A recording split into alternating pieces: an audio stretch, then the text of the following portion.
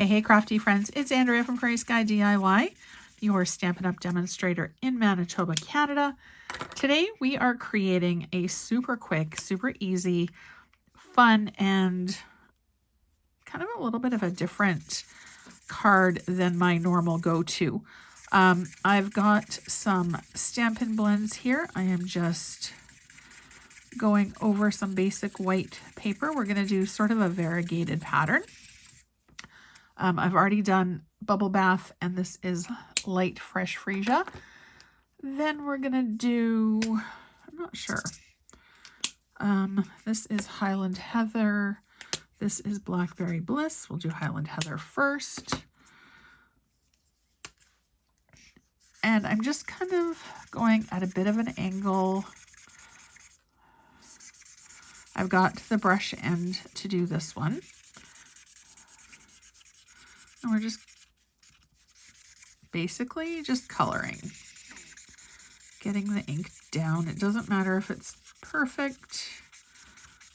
It's just about getting the maximum coverage for this one. And then we're going to bring in some Versamark. It's actually kind of looking like this one might need to be replaced. Even if your alcohol markers are not being used a ton, the alcohol still evaporates. So it is a good idea to check them every once in a while. And if there's a color that you particularly love, it's not a bad idea every once in a while just to kind of make sure that it is working at its maximum capacity. I am kind of going over this a little bit much, but I do want to get rid of some of these marker lines. All right.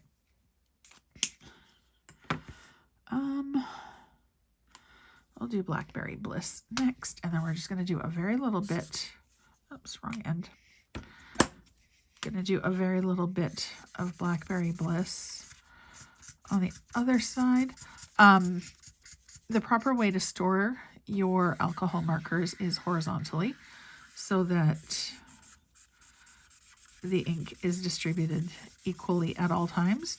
You don't want it pooling in one end or the other end. I've actually done that before and had marker splash when I took the lid off. It was not very pleasant. Okay.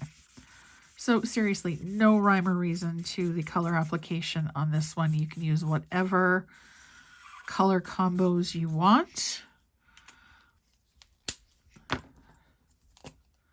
Oh, well then. This one's not a happy marker today. There we go. And then this is the dark Blackberry Bliss, which definitely looks like it needs a little bit of extra help. But that's okay. We're just going to keep going. And the tip is getting a little mangled, but it's okay. This one's almost completely dried out. So this one will be going onto my replacement list. Okay. Now, if you wanted to, you could totally create a different type of a background with this simply by splashing it with some alcohol and give it a little bit of a distressed, sort of like a watercolor look. But I am not doing that. I'm just going to go ahead with our Versamark. Now, this is alcohol ink. It does dry really quickly, so I'm not going to be too worried about it. I'm just going to ink up our Versamark, do this happy birthday script, and then I'm going to do it at an angle, I think.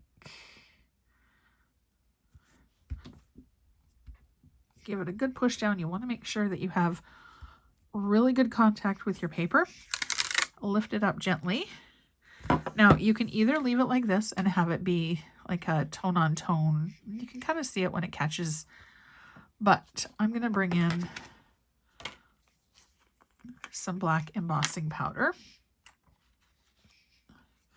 and just go over our letters here. And this is going to really help make it pop.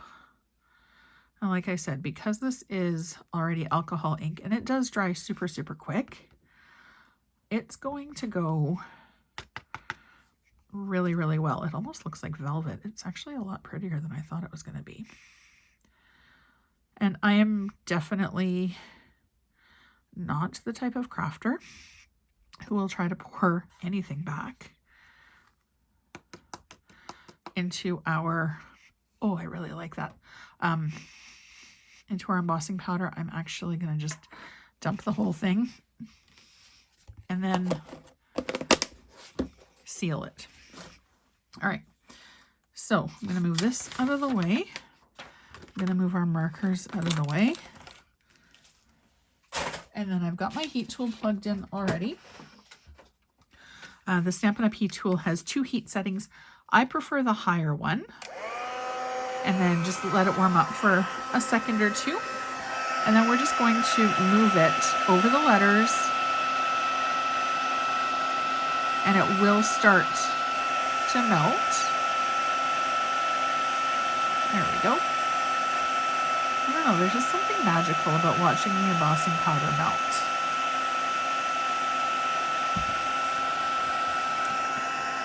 I don't think I've ever used black embossing powder in my life. I'm not sure what possessed me today, but I just felt like it needed to be black. So you can see it melting there. And you do want to be careful to not hold in one spot for too long because it can scorch. I don't think it would be as noticeable on the black as it is on white or the metallics. All right. So I'm going to just let it set there for a minute and cool off. You can also wave it a little bit just to kind of get it a little bit cooler, a little bit faster. So there is our embossing done. You can see that it's got a nice sheen to it. If there's any areas that look a little bit dull, just blast it for another second or two with the heat tool and you'll be good to go.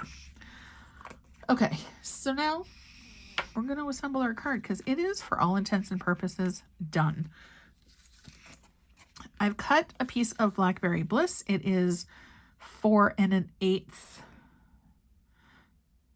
Oh, I did make that a little bit short, but that's okay. This is 4 1/8 by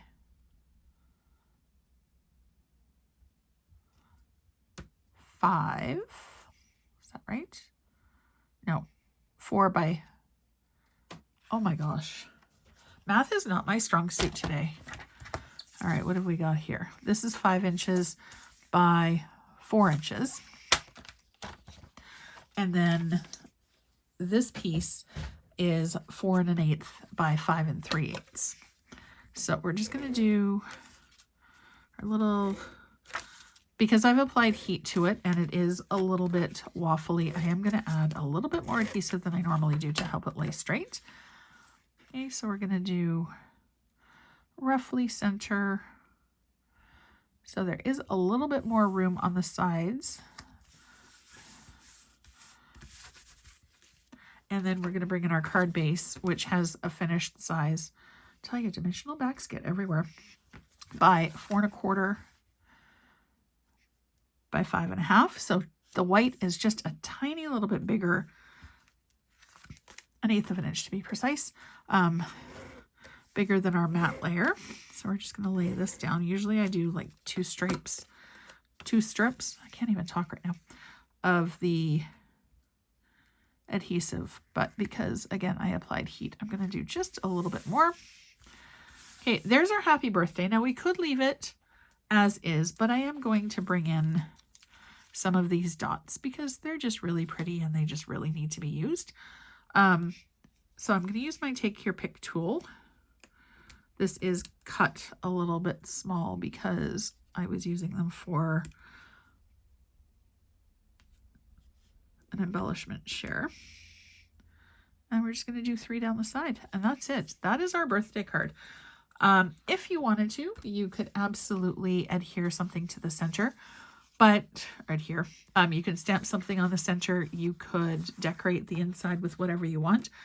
I like to leave mine blank on the inside until I know who it's going to. But yeah, there is our super quick, super easy, super fun happy birthday. As always, don't forget to hit like and subscribe so you're notified every single time a brand new video goes live.